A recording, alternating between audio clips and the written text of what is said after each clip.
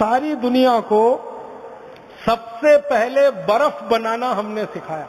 अद्भुत देश है ये भारत। यहां बर्फ सबसे कम है, लेकिन बर्फ बनाना सबसे ज्यादा हम ही जानते हैं। भारत में बर्फ जहां है ना, वो कुल मिला के 2-4 राज्य हैं। एक तो जम्मू कश्मीर है, एक तो हिमाचल प्रदेश है, एक तो हमारा ये उत्तराखंड है, और थोड़ा बहुत उत्तर पूर्व के कुछ प्रदेश हैं छोटे, जहां पर बर्फ गिरती है। ये बर्फ प्रकृति की बनाई हुई है, लेकिन हम भारतवासी इस बात का गर्व कर सकते हैं कि मनुष्य की बनाई हुई सबसे पहली बर्फ हमने दी है दुनिया को, और उसकी तकनीकी भी हमने बताई है पूरी दुनिया को। हमारे देश में एक महान राजा हुआ, उसका नाम था हर्षवर्धन। हर्षवर्धन के बारे में आप सबने पढ़ा है, सुना है, जानकारी आपको होगी। हर्षवर्धन की 2-3 बातें मैं आपसे कहना चाहता हूं। पहली बात यह है कि वो वैज्ञानिक था और राजा हुआ। सबसे बड़ी बात उसके बारे में जो दुनिया नहीं जानती वो ये कि वो खाली राजा नहीं था, वो वैज्ञानिक था और राजा हुआ, और चक्रवर्ती सम्राट हुआ। चक्रवर्ती सम्राट का मतलब आप समझते हैं? भारत में चक्रवर्ती सम्राट कौन हो सकता है? जो एक गांव का राजा होता है उसको हमारे देश में कहा जाता है सरपंच। जो 10 गांव का राजा होता है उसको कहा जाता है नायक। जो 100 गांव का राजा होता है उसको कहते हैं सामंत। जो 1000 गांव का राजा होता है उसको कहते हैं राजा। फिर 10,000 गांव का जो हो जाए राजा वो महाराजा। फिर 1 लाख गांव का जो हो जाए वो सम्राट, और 7 लाख गांव का जो राजा हो वो चक्रवर्ती सम्राट। और भारत में लगभग 7 लाख ही गांव रहे, तो हर्षवर्धन चक्रवर्ती सम्राट था, माने पूरे भारत का राजा था। एक बात, वैज्ञानिक था। दूसरी बात, और विज्ञान की किस भाषा में उसको दक्षता थी? केमिस्ट्री में, रसायन शास्त्र का बहुत बड़ा ज्ञाता था वो। केमिस्ट्री उसको बहुत आती। जब वो राजा बना, उसकी बेटी बीमार हो गई और उसको बहुत तेज बुखार आया, तो पहली बार उसने अपनी बेटी का बुखार उतारने के लिए बर्फ बनवाई और उसका इस्तेमाल किया। हर्ष चरित्रम करके एक पुस्तक लिखी गई हर्षवर्धन के बारे में, और हर्ष चरित्रम में इसका विस्तार से वर्णन है कि राजा हर्षवर्धन अपनी बेटी का बुखार ठीक करने के लिए बर्फ का इस्तेमाल कर रहा है, और वो बर्फ बनाने की पूरी तकनीकी है। और राजा हर्षवर्धन का जो समय है ना, वो 6वीं शताब्दी का है, माने आज से लगभग 1500 साल पहले, 1400 साढ़े 1400 साल पहले। अंग्रेजों के यहां बर्फ पड़ती है, अमरीकियों के यहां बर्फ पड़ती है, फ्रांस में बर्फ पड़ती है, जर्मनी में बर्फ पड़ती है, लेकिन वो बर्फ बनाना 18वीं शताब्दी तक नहीं जानते थे। जिनके यहां बर्फ पड़ती है वो बर्फ बनाना नहीं जानते थे। बर्फ बनाने के लिए पानी को एक विशेष तापमान पर रखना पड़ता है और एक विशेष दबाव उसको देना पड़ता है। एटमॉस्फेरिक प्रेशर और टेम्परेचर दोनों को कंट्रोल करके ही बर्फ बन सकती है। बहुत जटिल प्रक्रिया है, आसान काम नहीं है ये, लेकिन हर्षवर्धन को ये मालूम था और उसने बर्फ बनाना और बनवाना अपने राज्य में शुरू किया था। उस समय से भारत में बर्फ बनाने की परंपरा। बर्फ हमारे यहाँ भगवान के द्वारा बहुत कम दी गई है, लेकिन बनाना हमको दुनिया में सबसे पहले आया। अब हमको ये स्थापित कराना अभी बाकी है कि सबसे पहले बर्फ भारत में बनी। अंग्रेज लोग बताते हैं कि उन्होंने सबसे पहले बर्फ 18वीं शताब्दी में बनाई। हमने उनसे 1000 साल पहले बर्फ बनाई। सारी दुनिया को ये बर्फ बनाने की टेक्नोलॉजी हमने दी है। कागज बनाना पूरी दुनिया को भारत ने सिखाया। कागज बनाना सबसे पहले भारत में शुरू हुआ। हमारे भारत में एक घास होती है, उसको सन कहते हैं, और एक घास होती है उसको मूंज कहते हैं। गांव के लोग हैं उनको तो ये दोनों शब्द अच्छे से समझ में आएंगे। एक सन होती है और एक मूंज होती है।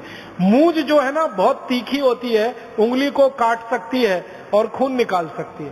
सन वाली घास जो होती है वो थोड़ी नरम होती है, उंगली को काटती वाटती नहीं। और भारत के हर गांव में इफरात में होती है और फोकट में होती है। पूर्वी भारत और मध्य भारत में तो हर गांव में होती है। बंगाल में, उत्तर प्रदेश में, बिहार में, झारखंड में, उड़ीसा में, आसाम में कोई गांव नहीं जहां सन ना हो, मूंज ना हो। तो जिन इलाके में सन और मूंज सबसे ज्यादा होती रही है, इसी इलाके में सबसे पहले कागज बनना शुरू हुआ। वो सन की घास से और मूंज की घास से हमने सबसे पहले कागज बनाया और सबसे पहला कागज बना के दुनिया को हमने दिया। और वो कागज बनाने की तकनीक आज से 2000 साल पुरानी।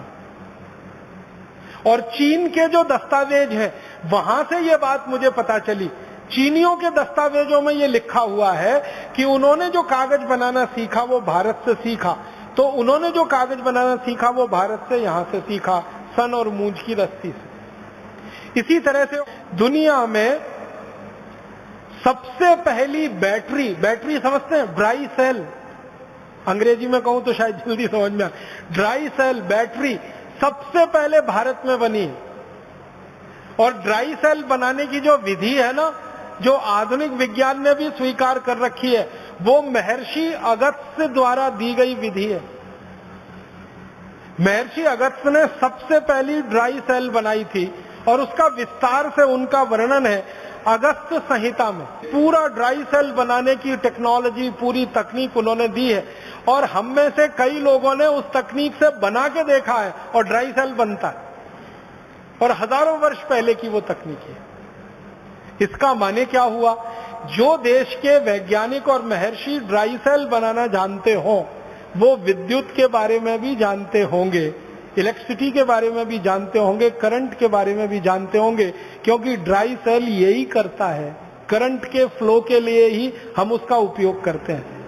ये अलग बात है कि वो डायरेक्ट करंट है और आज की दुनिया में हम जो इस्तेमाल करते हैं वो अल्टरनेटिव करंट है, लेकिन डायरेक्ट करंट का सबसे पहले जानकारी दुनिया को हुई तो वो भारत में महर्षि अगस्त्य को ही है। इसी तरह से दुनिया में सबसे पहला सिक्का, कॉइन जिसको हम कहते हैं, वो भारत ने बनाया और सारी दुनिया को सिक्का बनाना सिखाया। ये जो सिंधु घाटी की सभ्यता का अगर आप इतिहास पढ़ेंगे तो आज से 3-3.5 हजार साल पहले का इतिहास है। उसमें सिक्के बनाने का बहुत विस्तार से वर्णन है और सिक्के की ढलाई करने के लिए बहुत सारी फैक्ट्रियों की जानकारी। इसी तरह से जस्ता बनाना, जिंक, सारी दुनिया को भारत ने सिखाया जिंक बनाना। हमसे पहले कोई नहीं जानता था कि जस्ता कैसे बनता है, जिंक कैसे बनता है। और 13वीं शताब्दी में भारत में एक पुस्तक लिखी गई, उसका नाम था रस रत्न समुच्चय। उस पुस्तक में जिंक बनाने का बहुत विस्तार से वर्णन। पारा बनाना सारी दुनिया को हमने सिखाया। मरकरी जो सबसे मुश्किल है, सबसे जटिल है, वो पारा बनाने का चरक संहिता में बहुत विस्तार से वर्णन है और रस रत्न समुच्चय में भी बहुत विस्तार से वर्णन। और एक बहुत रोचक जानकारी, दुनिया में सबसे पहले बारूद बना वो भारत में, बस इस्तेमाल उसका हुआ फुलझड़ी चलाने में। ये रोचक बात है, हमने बारूद बनाया सबसे पहले, लेकिन उसका बम नहीं बनाया, उसकी फुलझड़ी बनाई। क्यों? मारना नहीं है ना, हम तो अहिंसा वाले लोग हैं ना। बारूद से मार भी सकते हैं, बम बना के किसी को ब्लास्ट कर सकते हैं, लेकिन वही बारूद फुलझड़ी भी बनाता है, वही बारूद वो चक्री भी बनाता है और वही बारूद से अनार बनता है। तो हमने बारूद बनाया अनार के लिए, फुलझड़ी के लिए, चक्री के लिए, हमने बारूद नहीं बनाया बम के लिए। और दुनिया ने हमसे बारूद बनाना सीख लिया तो उन्होंने फुलझड़ी नहीं बनाई, उन्होंने बम बनाया और दुर्भाग्य से फिर हमको ही मारने के काम में उसको लाया।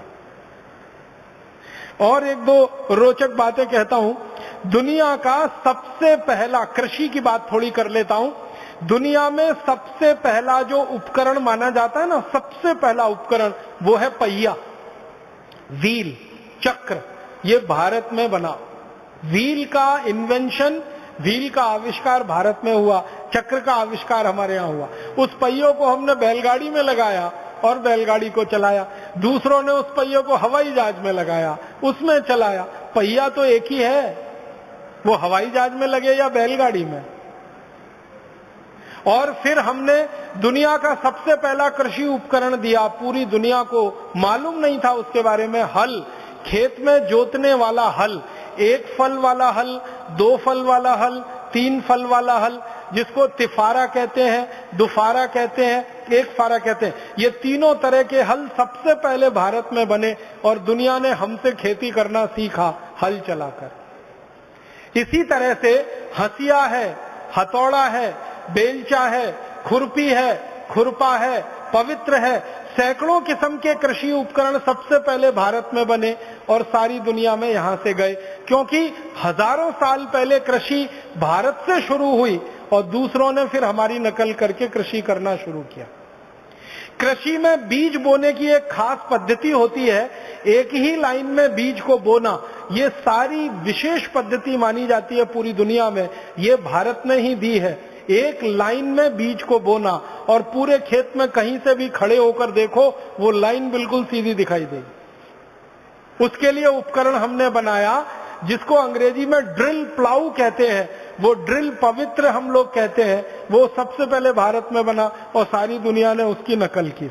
आप जानते हैं, आप में से जो किसानी करते हैं, खेती करते हैं, कि धान का बीज पहले रोपा जाता है, फिर पौधा थोड़ा बड़ा होता है, उस पौधे को उखाड़कर दूसरी जगह प्रत्यारोपित किया जाता है। ये जो टेक्निक है वो पूरी दुनिया को भारत ने सिखाई है।